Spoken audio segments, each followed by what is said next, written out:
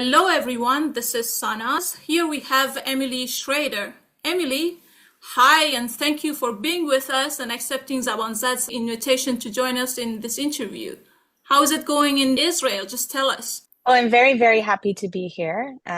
So first off, and second, I mean, in Israel, it's a difficult time we're dealing with now after an ongoing war, but of course also the attacks from the Islamic regime. Difficult situation. Luckily, we didn't see a lot of injuries from this attack. Unfortunately, there was one Palestinian actually who was killed. No Israelis were killed, but it's a terrible situation nonetheless. And of course, as someone who has a deep, deep, deep love for the Iranian people, in a way, I guess I'm hopeful that, perhaps this is the beginning of the end for the regime, but also I'm worried. I'm worried and I'm scared. Right. Yeah, I don't want anything bad to happen. One of the first things I said when the attack first happened is that I really hope that nothing happens to the Iranian people. Even one. I don't want even one casualty. Like, this is what I want to avoid. And this is why I spent so much time talking about other possibilities, other ways to avoid military action or war. And I hope that it doesn't spiral out of control, because it could be very, very costly if it does. That's really nice to hear from you as an Israeli.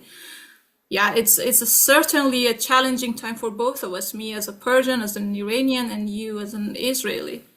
Our countries with their really rich histories are attacked by the mullahs of the Islamic regime. So why do you think this attack happened, first of all? And do you think, is it a part of a long-term strategy, or was it a reaction to regional developments? I think that this is part of it's both, first of all, but I think it is part of a longer term strategy. I mean, from day one, I don't need to tell you, the Islamic regime has been obsessed with the state of Israel. They've made it like part of their reason for existence. And the reason for this is because they want to assert themselves as the authorities and the leaders of the Muslim world, because, they're Shia, and Shia are a minority in the Muslim world. So they've used the scapegoat of the Jewish people, and more specifically the state of Israel, as some sort of reason for existence, that they need to fight against this and they need to be the great liberators of, the land of Israel. And it's crazy. It's crazy, and it's obsessive, and it's juvenile and childish, and most importantly, it's deadly. I mean, it endangers first and foremost the people of Iran, then the people of Israel when they're striking Israel, and of course, all the other Arab countries where they've basically colonized certain areas of the countries and made these terrorist proxy groups where they poured hundreds of millions of dollars into this terrorist activity to murder and maim and kidnap and rape and all manner of crimes against humanity, against the Jewish people, against Israelis, against Arabs in those regions. Everywhere the Islamic regime exists, there's chaos and bloodshed. Exactly. So you already told us about the damage that has happened in Israel, which was none, and there was only a Palestinian, for God's sake, who got killed.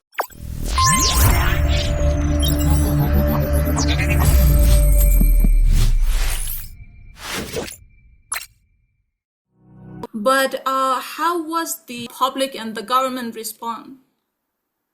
I mean, I think the response from the government and the public has been pretty clear. They mean what they say when the IDF or the prime minister or whoever says that, the Islamic Republic has made a big mistake. And I agree with that assessment. I think they have made a strategic mistake, and I hope that it will be the downfall of the regime. My priority as a civilian, as a journalist, is to bring the voice of the people as much as I can on both sides, and to show that, like, we have nothing against the Iranian people. And in fact, the opposite, we support the Iranian people.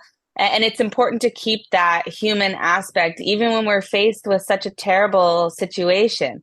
I'm very thankful that most of the rockets didn't impact. They were able to be intercepted. I know even Jordan intercepted some of them. Unfortunately, I should correct myself. There was a Palestinian who was killed. There was also a Jordanian who was killed within Jordanian territory, not in the state of Israel. from shrapnel that fell from one of the rockets that was exploded in air. So there were actually 2 casualties from this event. And I believe, which this part I'm not sad about, I believe if the reports were correct, that one of the missiles that they wanted to fire actually misfired, or it exploded before launch, and actually ended up killing 5 IRGC. So that part I'm fine with. We can target all the IRGC, or they can target themselves and do it for us. But yeah, that is what the real focus is here. Like, we have to remember that this is not the same, situation that we've seen, even in, not that we want any civilian casualties, but even in other Arab countries or in Gaza.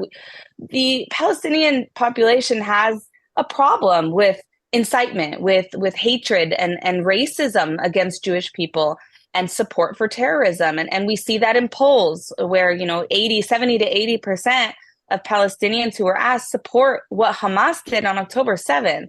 I mean, this is crazy. Now compare that with how the Iranian people reacted. Even yesterday, you see Iranians risking their lives and their families' lives for something as simple as shouting death to the dictator from their balcony, which is what we saw yesterday. Exactly. This is who the Iranian people are. And of course, there's people on both sides, but the majority of Iranians don't want this terrorist regime. Exactly. They want to live in peace with their own resources and their own rich culture and history that they've had for thousands of years before this stupid regime. Exactly. It's crazy to me. They spent sorry, I'm talking so much. I'm excited.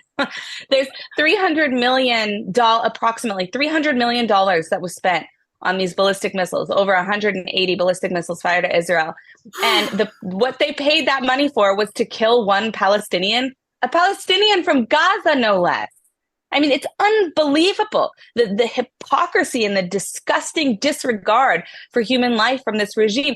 I don't need to tell you, but they also were firing these ballistic missiles before they had even emptied the Iranian airspace. So they were endangering civilian flights. It's craziness. Yeah. It's that is something that they don't care at all. So it was just a show. I mean, a deadly show, but deadly to whom? To themselves and to the people who supposedly support, for God's sake. Yeah, talking about the friendship of Iranians and Israelis. I mean, the way that Iranians always support Israelis, and also we have seen the support of Israelis. For example, during the movement of Zan Zendegi Azadi, we were seeing every kind of love and support from Israelis, from America, from Israel itself. Any Jew that I knew as friends, they were supporting us strongly, and it was just so beautiful. And we've been always also there for you, like since the Cyrus the Great, since ever, to the history. The 40-something years of the governance of the Islamic regime is just nothing. Anyways, so what role do citizens, do you think, play in these difficult times? I mean, for example, how effective are social and media campaigns that showcase the unity between nations? Any ideas on how we can bring the people of Iran and Israel closer together? I think that there's long been a misperception in all of the Western world, both Europe and, Canada, United States, North America, about the Iranian people.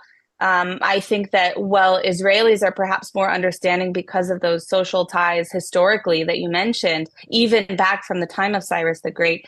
In the United States, for example, they don't really, a lot of people on the street think that Iran is an Arab country, for example. They don't know the rich history and the cultural diversity in any of these things. And so because of that, social media becomes very important. Media too, but even more social media, because I feel like my job, not paid for it, but my job to speak about these issues and to raise awareness, especially in Western circles, about Iran and about the Iranian people is critical to changing public opinion. And public opinion is what changes leadership.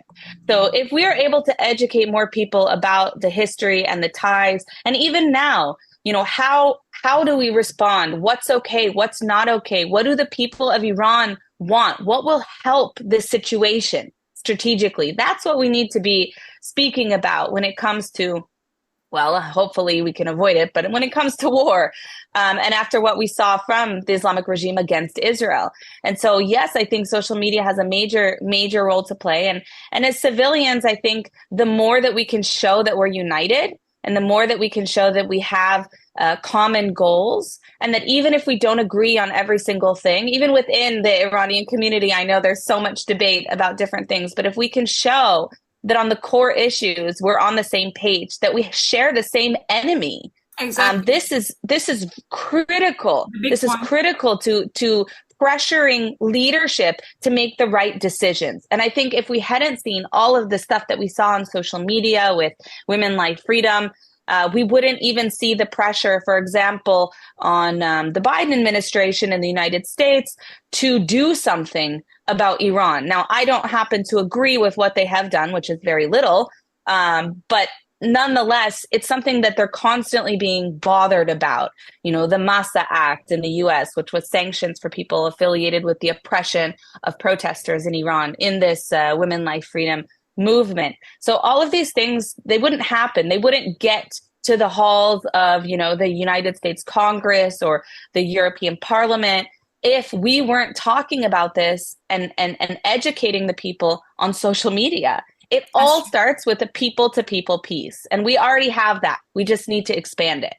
Yeah, exactly. But how do you see the possibility of Israel launching an attack on the Islamic regime? I mean, do you think the tensions have reached the point? I do. I think it's going to happen. Yeah, I feel like it's probably not avoidable at this point, which is what I had hoped that we could avoid. But I think that after what we saw yesterday, it's very unlikely that Israel isn't going to respond. I don't think you're going to see any kind of like targeting of cities or something like that. I think it will probably, my guess, it would probably be the nuclear sites. And maybe some additional IRGC sites. We've also seen Israel carry out a lot of targeted assassinations, which in terms of the Islamic Republic, I'm also fine with, as long as they're targeting the right people in the regime and there are no civilians that are harmed. That's my goal. Yeah, but, you know, we'll have to see. Yeah, I'm getting so many messages. Can happen. Yep. For both of us. So, in your view, how should the international community respond to the tension between Israel and Iran? For example, like countries like India, they also have been affected by the Islamic regime. But how can we create a broader alliance? I mean, I think that the relationship between the Jewish community and the Iranian community goes back, as you said, centuries. I mean, this is something that it's a little bit different. It's kind of a special relationship.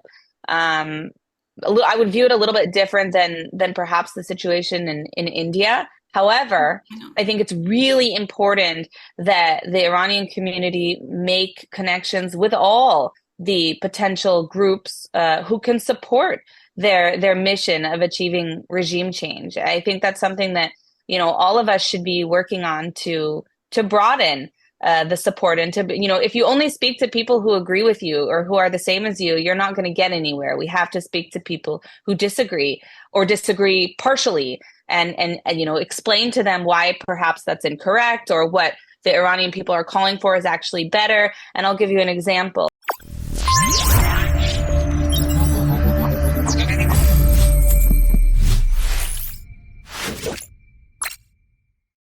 A lot of times when people talk about, you know, regime change in the West, they'll say to me, even lawmakers, members of parliament will say, well, yeah, but, you know, if we support regime change, then we're just supporting a wave of instability. And one of the things that stuck with me when I interviewed the Crown Prince, Reza Pahlavi, is that he said, this isn't Iraq. This isn't a situation like, you know, even what happened in Afghanistan.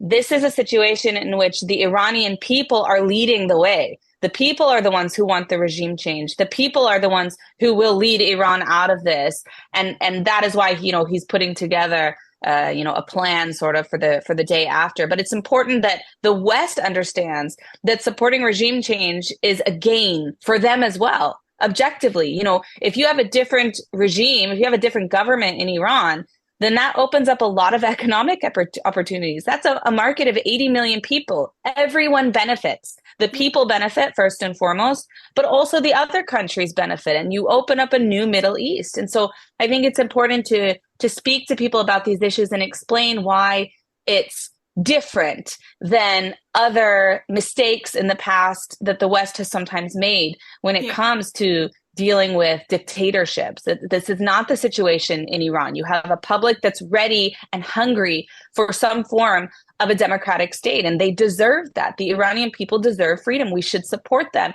in their quest for that.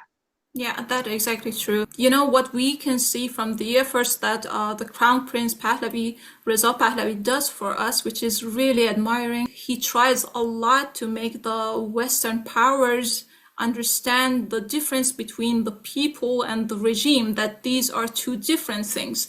And if you have problems, this is with the regime, not my people, not Persians. And based on what I see as a Persian and as a journalist or as a human being who lived in such an area in Middle East, I can tell you that most Iranians, like more than 90-something%, are people very open-minded, very free people. I mean, it doesn't matter if it's Palestinian, it doesn't matter if it's even Persian, as long as they do terrorist stuff, like just like our government. We never support such a thing. I think this is a very heavy burden on his shoulder, that he's trying a lot for us to make these people, these powers, understand the difference between the people and the regime, and then to support people is different to support the regime. You should support the people to get rid of this regime. By far, we have selected this person. We are really proud of to have as a presenter, as a representative, as the leader of this movement. He has plans for our future, for the future of the Middle East and everything else. I want to add one more thing to what you said. I completely agree about the distinction between Iran, or the Iranian people, and the Islamic regime. And I want to say that especially in the aftermath of the attack on Israel, it's more important than ever that the media and social media and anybody else who's talking about this issue, especially politicians, understand that Iran is not the same thing as the Islamic regime. And even in the language that we're using, that distinction makes a huge difference, because it's an acknowledgement that the Iranian people are not on board with this. Whereas when it comes to dealing with Hamas, unfortunately, from what we've seen so far, they are. Now, I'm not saying that the Palestinian people are to blame. I'm saying that the Palestinian people, by and large, they voted for Hamas. They supported what happened on October 7th. This is not the case with the Iranian people.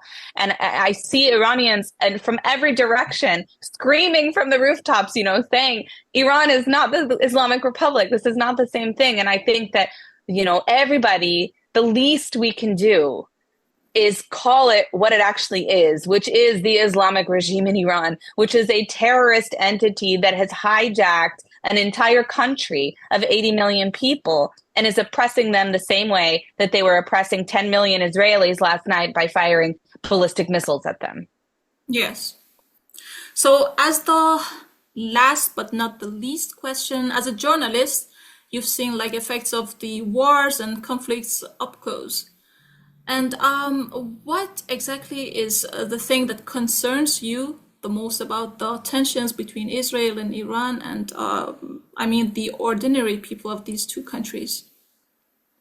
Well, the thing that most concerns me about the current situation, there's two things. First, above all, I'm worried that it's going to escalate. I'm worried about what the Islamic regime might do to their own people.